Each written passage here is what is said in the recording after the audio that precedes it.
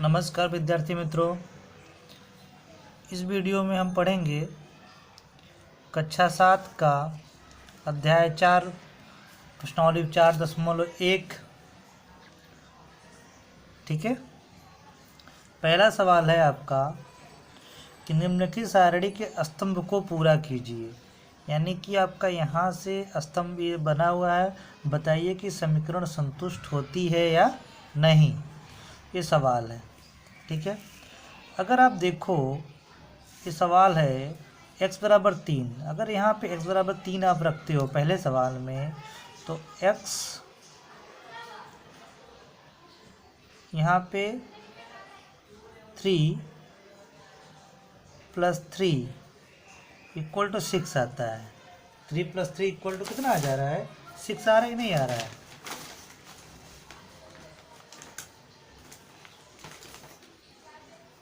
तो यहाँ पे टर्म नहीं सेटिस्फाई हो रहा है, संतुष्ट नहीं कर रहा है।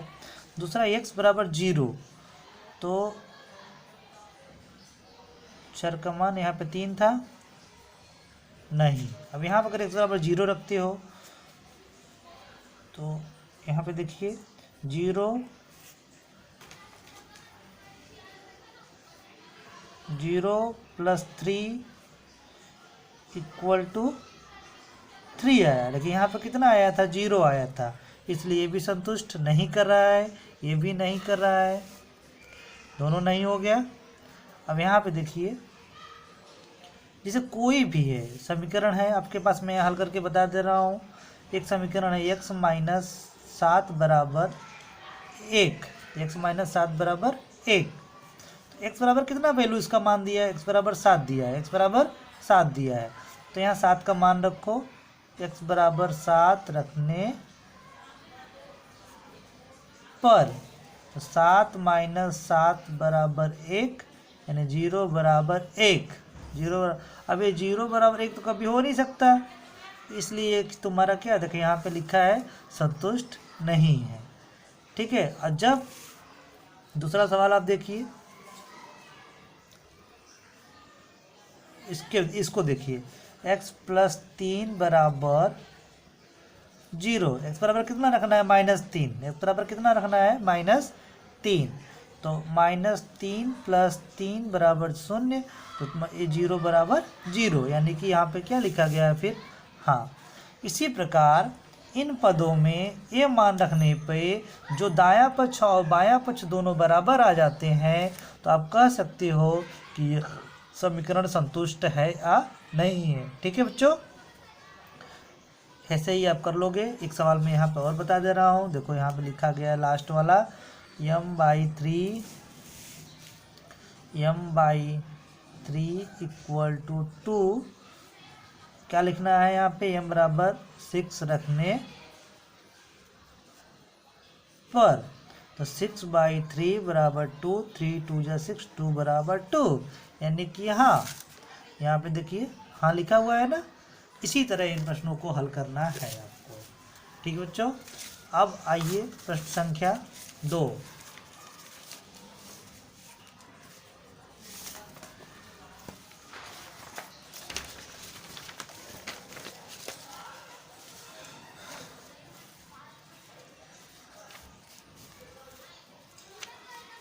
प्रश्न संख्या 2 में था समीकरण n + 5 बराबर 19, n + 5 बराबर 19 बराबर 1। n बराबर क्या रखना है? यहाँ पे 1 रखना है। क्या रखना है? 1 रखना है। 1 रखे तो यहाँ पे देखिए n + 5 था, आपको पहले से लिखा गया n + 5 बराबर 19। n बराबर 1 रखे तो 1 + 5 बराबर 19, यानी 6 बराबर 19। दायां पक्ष बायां पक्ष बराबर है नहीं है, तो ये समीकरण का हल नहीं है। इसी प्रकार यहाँ पे देखिए n बराबर -2 रखा, तो 7 - 2 धन 5 बराबर 7 दूनी 14, ऋण 14 धन 5 बराबर -9, ये बराबर नहीं है। सी में देखिए n बराबर 2 रखने पर 7 दूनी 14, 5 11, 14 5 19, 14 5 19 बराबर हो गया। ये लेफ्ट हैंड साइड बराबर राइट हैंड साइड, अतः n बराबर 2 समीकरण का हल है। इसके बाद देखिए 4p - 3 बराबर 13, तो p बराबर 1, यहाँ पे मान रखा। ये बराबर नहीं हो रहा है, अतः समीकरण का हल नहीं है। यहाँ भी देखिए p बराबर -4 रखा गया, तो 4 4 जा 16, -16 + 3 -16 ऋण 3 बराबर -19, ये भी नहीं है। इसी तरीके से आप हल करते जाओगे तो आपको मिलेगा नहीं। इसके बाद प्रश्न है प्रश्न संख्या 3, निम्नलिखित प्रश्न प्रयत्न और घोल विधि से निम्नलिखित समीकरणों को हल कीजिए। प्रयत्न और घोल विधि से, ठीक है बच्चों।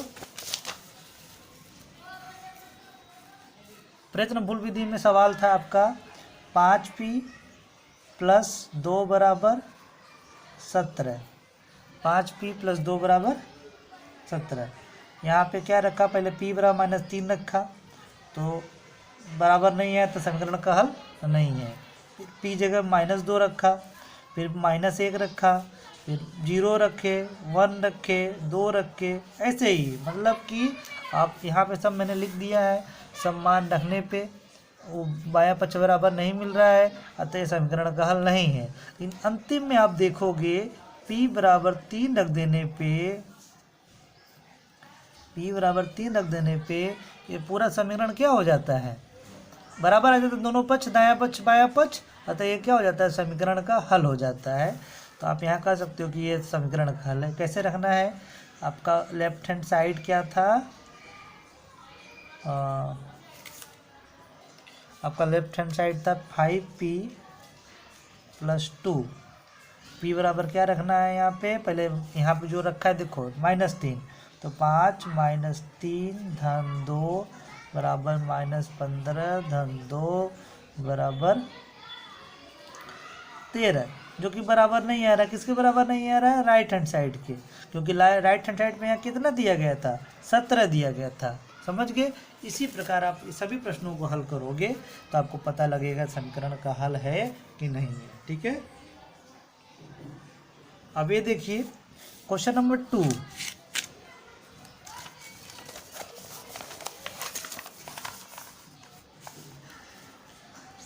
(3m - 14 बराबर 4) -2 रखे, नहीं आया। फिर इसके बाद अलग अलग पदों का मान रख के आप चेक करते चले जाओगे, आप जब तक आपका मान नहीं आता है। आप देखोगे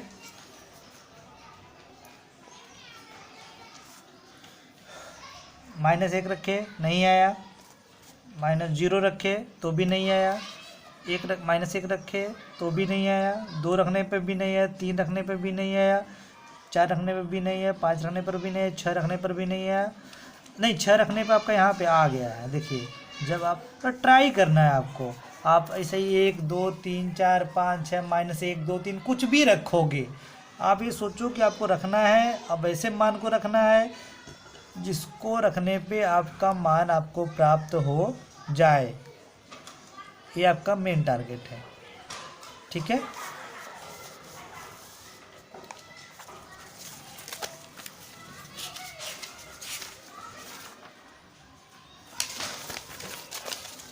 क्वेश्चन नंबर 4, निम्नलिखित कथनों के लिए समीकरण। संख्या x और 4 का योग 9 है। संख्या x और देखो x है और 4 है, दोनों का योग कितना है, 9 है। यानी योग बराबर क्या होगा, x धन 4 बराबर 9, x धन 4 बराबर 9। समझ गए। यहाँ पे देखिए लिख दिया गया है x धन 4 बराबर 9। फिर बोला है y में से 2 घटाने पर, y में से 2 घटाने पर, यानी y एक तुम्हारी संख्या है, y में से 2 घटा दिए, क्या प्राप्त होता है, 8 प्राप्त होते हैं। समझ गए। y में से 2 घटाया तो 8 मिल गया हमको। फिर a का 10 गुना 70 है। a का 10 गुना मतलब 10 गुणे a बराबर 70।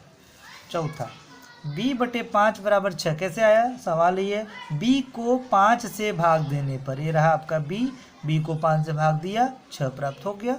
फिर t की 3/4, कोई भी संख्या होती है, जैसे t है, इसका 3/4 बोला गया तो 3/4, यानी 3/4 किसका, t का, यानी ये आपका क्या हो जाएगा 3t/4।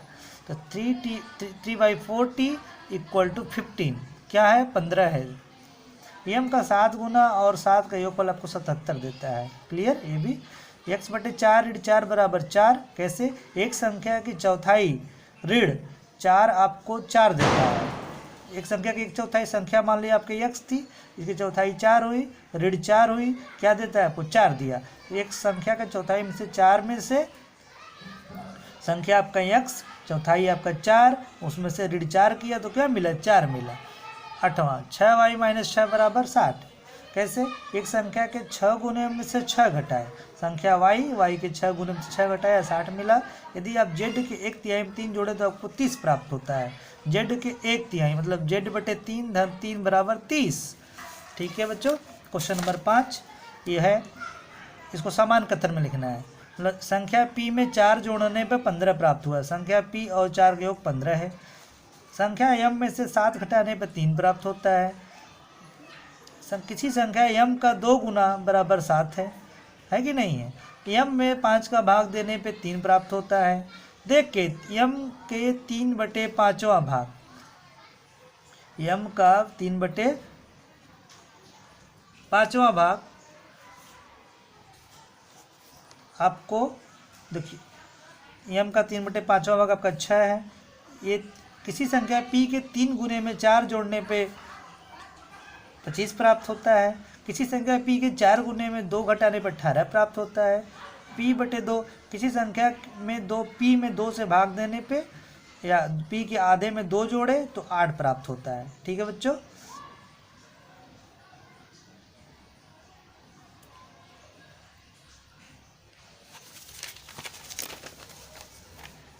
लास्ट प्रश्न। इरफान कहता है, समीकरण बनाना है आपको। इरफान कहता है कि उसके पास परमीत के पास जितने कंचे हैं उनके 5 गुने से 7 अधिक कंचे हैं। इरफान के पास 37 कंचे हैं, तो परमीत कंचों की संख्या हम लीजिए। पहले मान लो कि परमीत के पास कंचों की संख्या कितनी है, यम है। तो अगर यम है तो पहले ही बोला है कि उसके पास 5 गुने से 7 अधिक है, तो 5 यम धन 7 बराबर 5 गुना यम का 5 गुना 5 यम और धन 7 बराबर 37। लक्ष्मी के पिता की उम्र 49 वर्ष है। लक्ष्मी की आयु, उनकी आयु लक्ष्मी की आयु की 3 गुने से 4 वर्ष अधिक है। 3 गुना यानी वाई वर्ष मान लो तो 3y, 3 गुना मतलब 3y, तो 3y धन 4 बराबर 49। सेम चीज, एक विद्यार्थी द्वारा प्राप्त किए गए अधिकतम अंक प्राप्त किए गए न्यूनतम अंक का दुगुना धन 7 है, तो 2 यहाँ पे अधिकतम अंक 87 है। अब देखिए, मान लो न्यूनतम अंक कितना मिला है उनको, L मिला है, तो उसका 2 गुना 2L धन 7 बराबर 87। एक समद्विबाहु त्रिभुज में शीर्ष कोण का प्रत्येक कोण का आधार का दुगुना है, मान लीजिए। अब क्या बोला है, शीर्ष कोण प्रत्येक आधार कोण का दुगुना है। शीर्ष कोण प्रत्येक आधार कोण का दुगुना है, तो आप यहाँ पे ले सकते हो। माना कि शीर्ष कोण B है, आधार कोण B है, तो शीर्ष कोण 2 भी हो जाएगा। तो पता है ना, समद्विबाहु त्रिभुज में 2 भुजाएं बराबर होती, 2 कोण भी बराबर होते हैं, तो 2b b 180 अंश यानी 4b बराबर 180 अंश। आपका ये मिल गया समीकरण, ये आपका समीकरण है। ठीक बच्चों, यहाँ पे प्रश्नावली 4.1 खत्म होती है। अगले वीडियो में हम पढ़ेंगे प्रश्नावली 4.2। धन्यवाद।